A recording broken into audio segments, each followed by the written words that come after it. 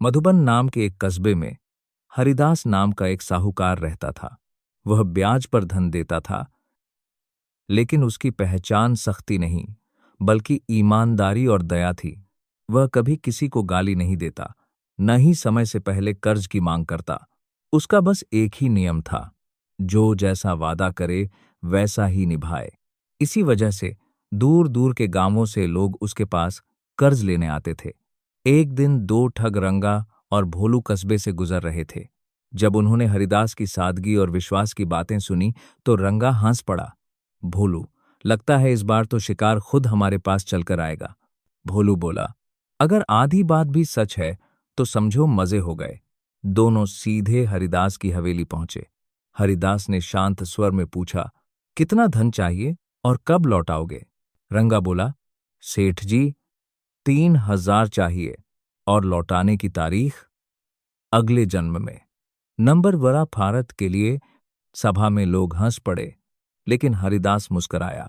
ठीक है, अगले जन्म में ही लौटा देना।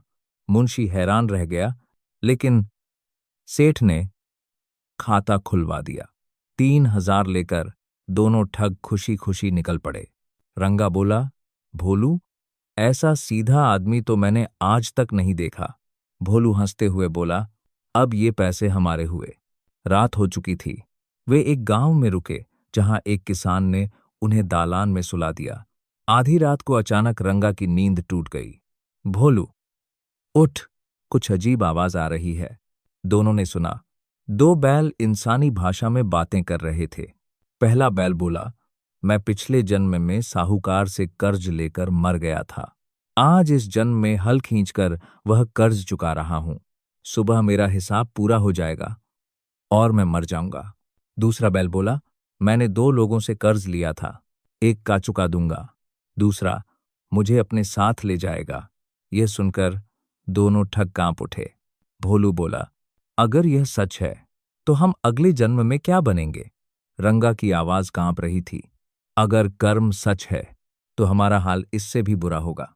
सुबह होते ही एक बैल सच में मर गया और थोड़ी देर बाद एक आदमी आकर दूसरा बैल ले गया। अब रंगा और भोलू टूट चुके थे। भागते हुए वे जंगल में पहुंचे, जहां एक साधु अलाव के पास बैठा था। साधु ने कहा, डरो मत बेटा, कर्म का बोझ इसी जन्म में उतारा जा सकता है। रंगा रो पड़ा, महाराज, हमने ठगी की है, हम कैसे बचेंगे? साधु बोला, जहां प्यास सबसे ज्यादा हो वहीं तुम्हारा प्रायश्चित छुपा है। अगले दिन वे एक ऐसे गांव पहुंचे जहां पानी की एक बूंद नहीं थी। रंगा को साधु की बात याद आई।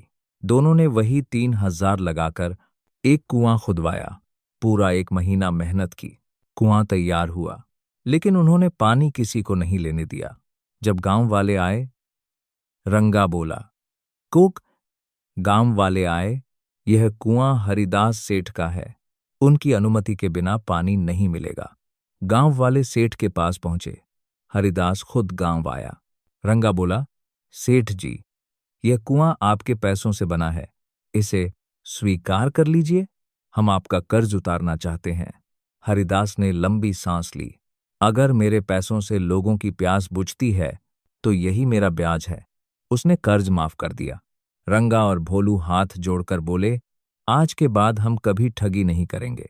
हरिदास मुस्कराया, याद रखना, कर्ज सिर्फ पैसों का नहीं होता, कभी कभी आत्मा पर भी होता है। कहानी की सीख वीडियो एंडिंग के लिए, जो कर्म हम करते हैं वही कभी न कभी लौट कर आता है, इस जन्म में या अगले।